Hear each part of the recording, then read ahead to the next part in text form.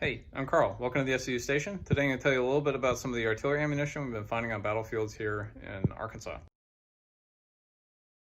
So I want to start off by mentioning that one of the things you'll notice with all of these finds is that each one of them is individually bagged. And what that is every one of these has been individually plotted using a really nice Trimble GPS unit.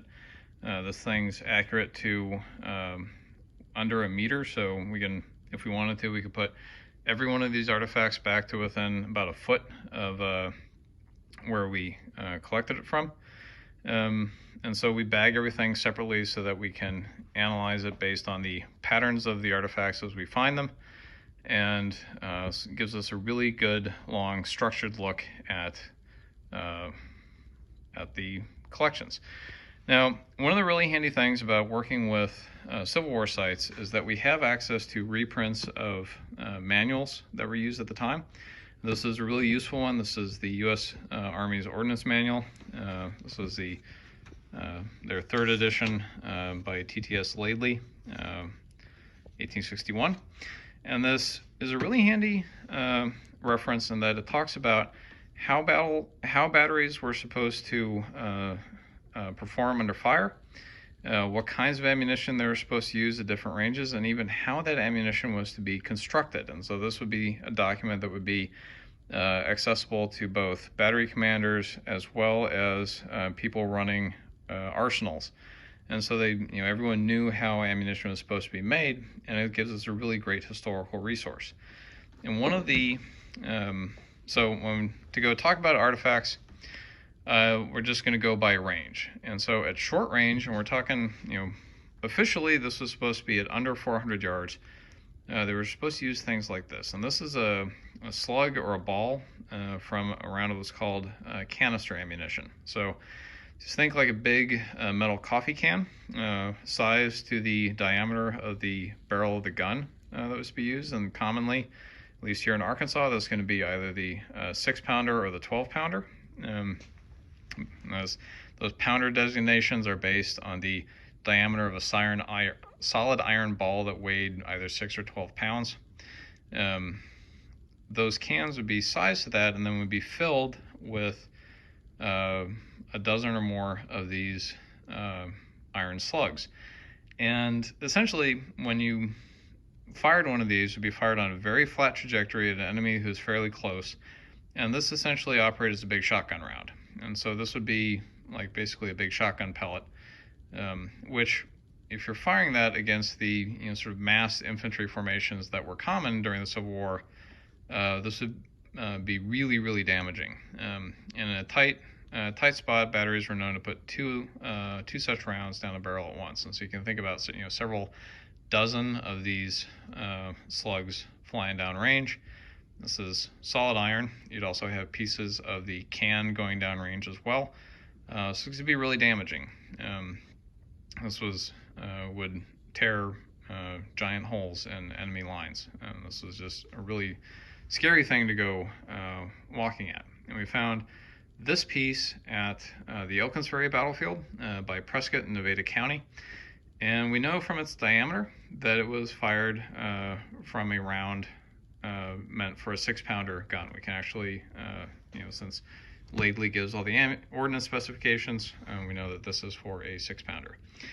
Now, out beyond 400 yards, you would have this kind of stuff.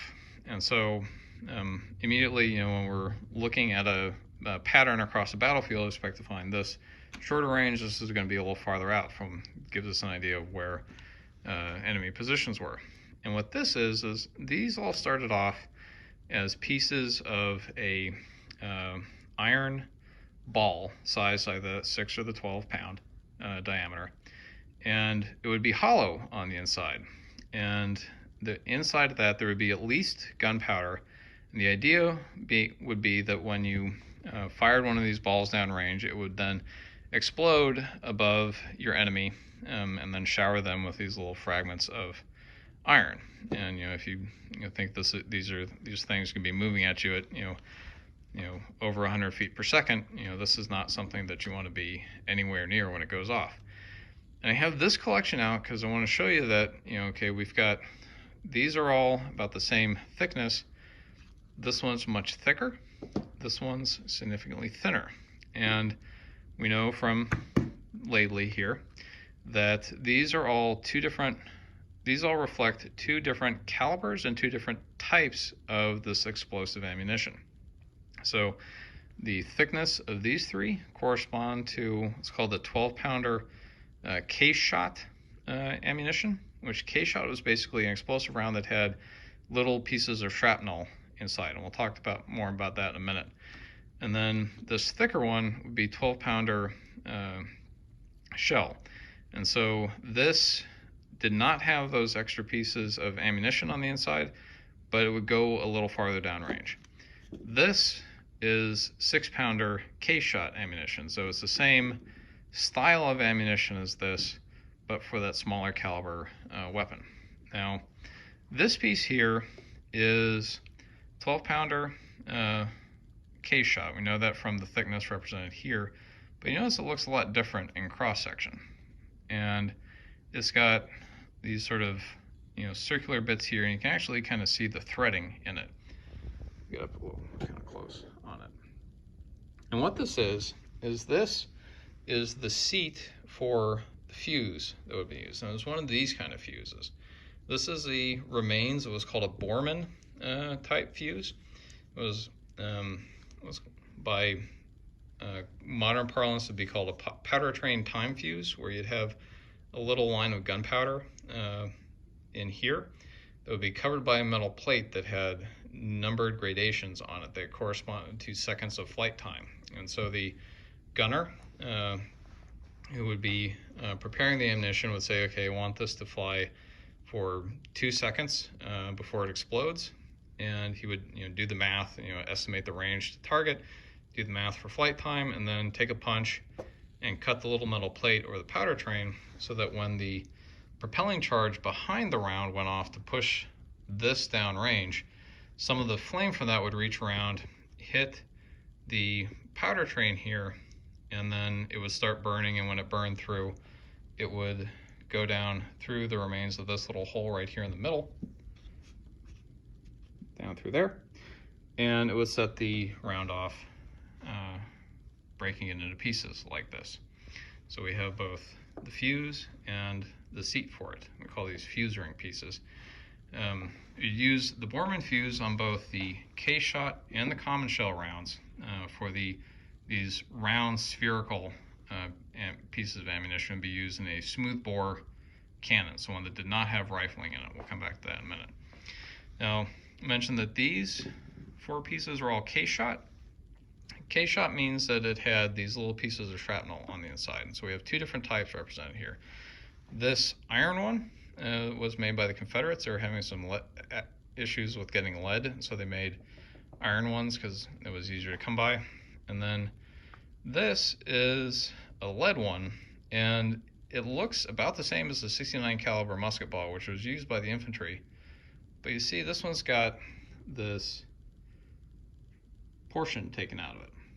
And that's because when you're making a case shot round, they start with the hollow iron ball, they'd fill it with this stuff, they'd pour in some kind of matrix to hold it in place. I've seen them use like pine tar and that kind of thing in the past. And then they would drill through all that to fit the bursting charge to make the thing crack when the fuse went off. And that's actually one of the that's the drill mark from this thing being drilled through. So we know that's a case shot round. So, all this stuff would be designed to explode overhead. And so if you're an enemy infantryman approaching, not only do you have the sound and the flash and the smoke of this going off, but then you've got all of this material being thrown at you, as well as a dozen or more of these case shot balls. It's essentially shrapnel, the name for a British general by the last name of Shrapnel who devised this system. It's unfortunately very effective as sort of a long-range anti-personnel round. Now, this is all designed for a smoothbore cannon, which had good range, decent accuracy, but are an older kind of system. And the Civil War is the time when you start to get rifled ammunition and rifle cannons showing up. And so this material is all for rifle cannon. Much longer range, much more accurate than the smoothbore, and tended to be something that the Federals had more access to than the Confederates. And what we have here, so all of these are fragments from that from the Prairie du Chien battlefield, again outside of Prescott, like the Elkins Ferry we saw before. And then this is from the Jenkins Ferry battlefield in Grant County, part of the same campaign as these others, but the last major battle there. And so these are both answers to one of the problems that the early rifled ammunition had, and that with very few exceptions, there were no breech loading cannons. They're all muzzle loaders. So you had to have a rifled round that was small enough that you could get it down the barrel of the gun and then would somehow expand out to where when the propelling charge went off, the round would grab the rifling and twist, which would give the range and the accuracy to the projectile.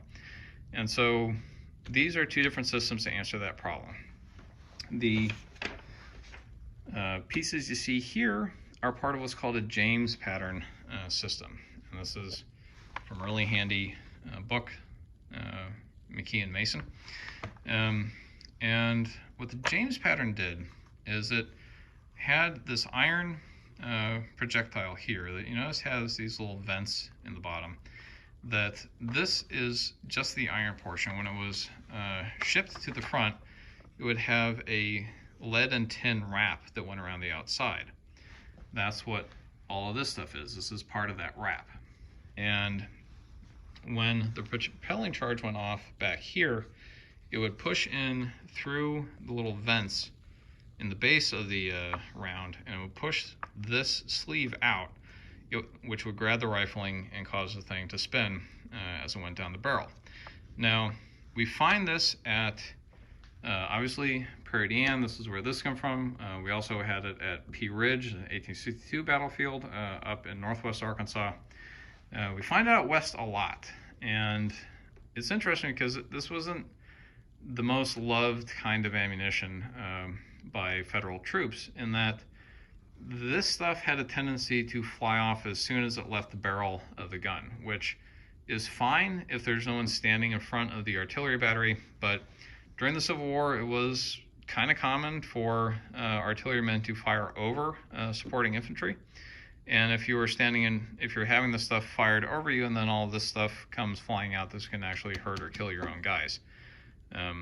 So it wasn't the most popular kind of weapon, which sometimes we see, stuff wind up, out in the Western theater that, it wasn't really working out. I think they were, sort of sending it out here to get rid of it. But we find a lot of James round stuff out here. And interestingly, all of this was from a fairly condensed area on the Prairie du Chien battlefield. And that's important because it tells us that there was a battery right in that vicinity, and we know from historical records what batteries could actually field that kind of ammunition, which then that tells us where they were on the battlefield and allows us to essentially reconstruct the locations of not just that unit, but the other units based on finding this. So that's kind of neat. Okay, and this last piece I'm going to show you is what's called a Hotchkiss round. It's actually marked Hotchkiss on the bottom here. And this is another way of answering that question of how do you have a round be small enough to go down a barrel and then expand out to grab the rifling. And Hotchkiss did it a different way. It was a little more complex. What we have here is a Hotchkiss round is actually three pieces. You had this base cup here, which that's this. You had the warhead here, which that's that. And then those would be connected by a big lead band here. And so when the round went off, the propelling charge would push against the base here, would push that up, would force that out. So it would force this piece up onto this piece. The lead wrap going around it would flare out a little bit. And then that lead would grab the rifling and cause the round to twist as it went downrange. Now, we don't have the lead fragment here, but you do notice that both of these fragments have this groove in them. And this is a later adaptation to the Hotchkiss. They were finding that the seal created by that lead wrap was such that the flame would not come around the projectile, which was necessary to light the fuse. And so they added this is essentially a flame groove to help make the fuses function a little better. So this is actually a little bit later war model of the Hotchkiss. All right, so that's a little bit on the kinds of artillery ammunition that we find on Civil War battlefields here in Arkansas. And until next time, see you all around.